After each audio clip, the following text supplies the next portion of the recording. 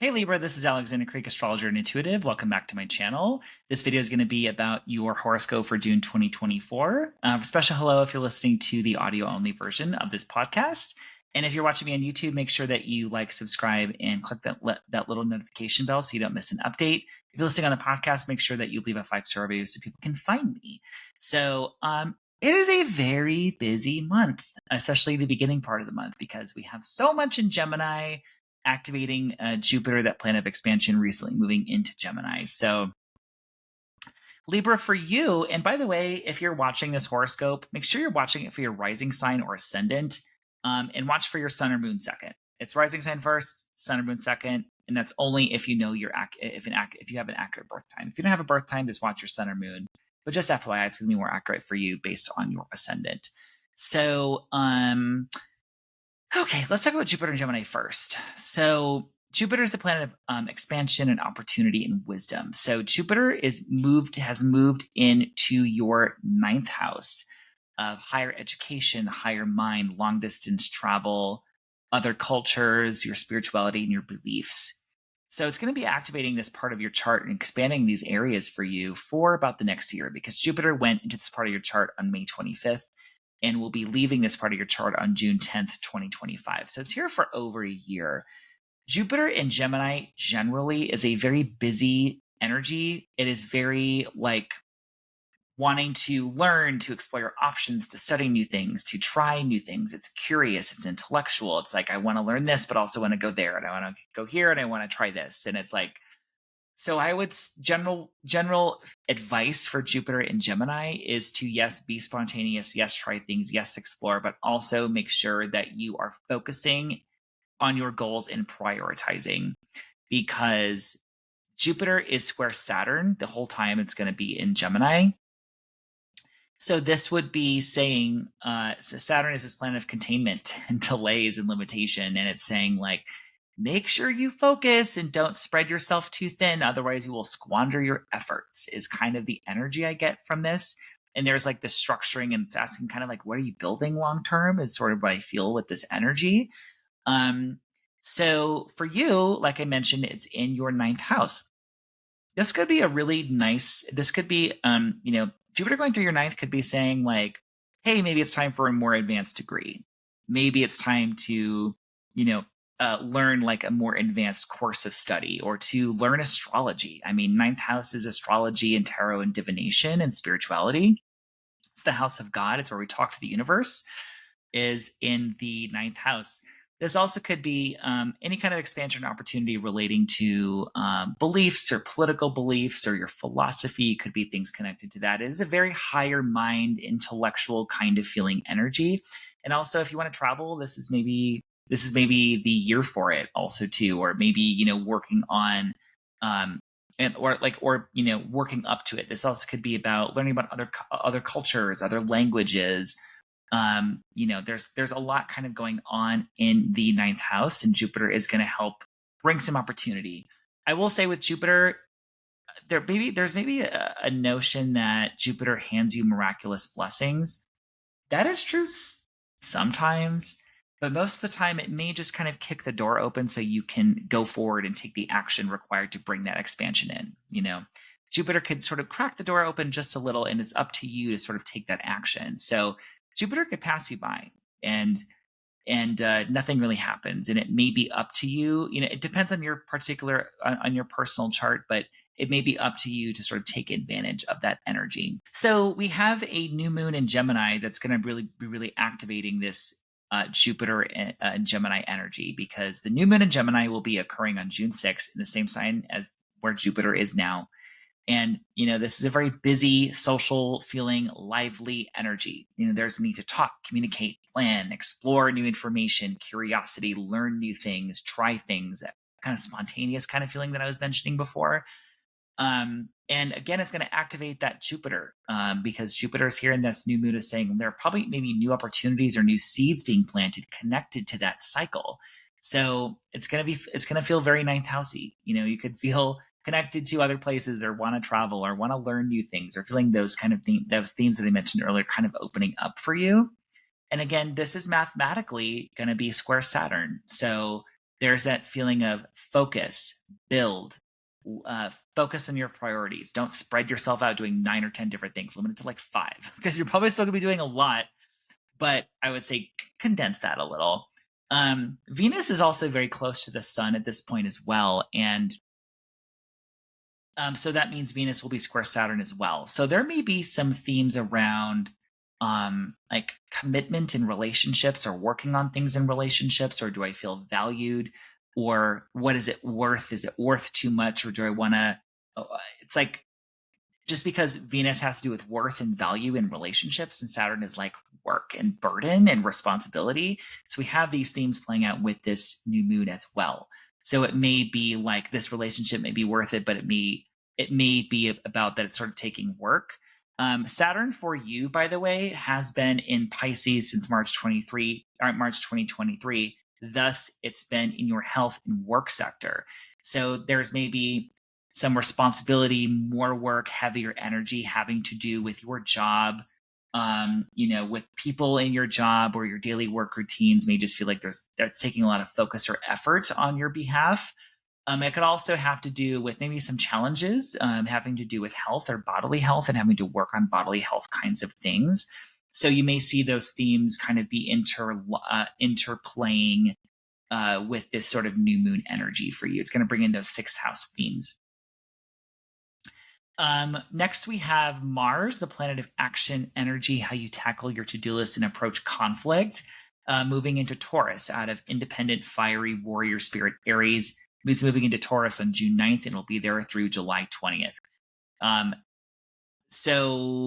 Wow, my mind totally blanked. So Mars is going into your 8th house of other people's resources and money, and kind of our psychological baggage, essentially. And it could be that you're maybe more motivated, or you have to take action on things related to credit, loans, debts, investments, financial aid, grants, any money that you are connected to that isn't your, like, a paycheck coming in, essentially. It could be that you are, trying to access some credit, or it could be that you are trying to get some matters taken care of relating to these different kind of financial parts of your life. Sometimes Mars can be conflict or inflammation. So it could be that you're just kind of taking action, something maybe that you're worried about, or it could be that you are having to sort of draw a line, or have strong words with someone, maybe with a partner connected to your joint finances, or like, it could be a roommate like owing you money or something, right? So it just says that there's going to be extra heat and passion in this area of your life. It could also be that you are maybe motivated to sort of work on some sort of deeper mental, psychological kind of stuff happening, or that you may want to have clearer boundaries, maybe with people that you sort of have an intimate connection with, essentially, is kind of what I would say with this energy. And, Mars in Taurus is a more thoughtful, conservative Mars. But it is more persistent and more stubborn than Mars in Aries. So whatever you are wanting to take action on, or whatever you are feeling you have to butt heads on, you're not going to want to back down. So that's Mars in Taurus. I do want to mention my class that I'm teaching on June 12th. I'm starting to teach astrology. So this is going to be about Venus, the planet of love, pleasure, and relationships in your birth chart. So what you're attracted to in relationships, what delights you, what excites you. It could talk about some of your secret talents, how you magnetize things to you, what life areas she's in charge of, and where she expresses herself. So she might be in charge of your money sector and really come alive in your romance sector. How she expresses herself in the sign that she's in. We'll look at celebrity examples, and also I'm going to be doing chart readings for the people that attend as time allows. So if you want to learn bite-sized astrology where you learn some really good specific technical stuff, but in a way that doesn't feel overwhelming, that's really fun, make sure to sign up for my course, June 12th, 6:30 p.m. Mountain Time. It's over Zoom video conference, so you can attend from anywhere. If you end up missing it, you will receive a recording as well. So I take a sip of my coffee. Hold on. Okay. So speaking of Venus, she is moving into Cancer. So she will be moving into your career sector, from June 17th through July 11th. General note about Venus in Cancer is that she is more focused on nurturing, on emotional security and meaningful connection than Venus in Gemini. Venus in Gemini is very curious, very social, very like la la la la la. Let's flirt. I'm bored. Let's move on. And so Venus is moving. So in Cancer for you is your 10th house of career and public reputation and kind of what you're achieving in your work.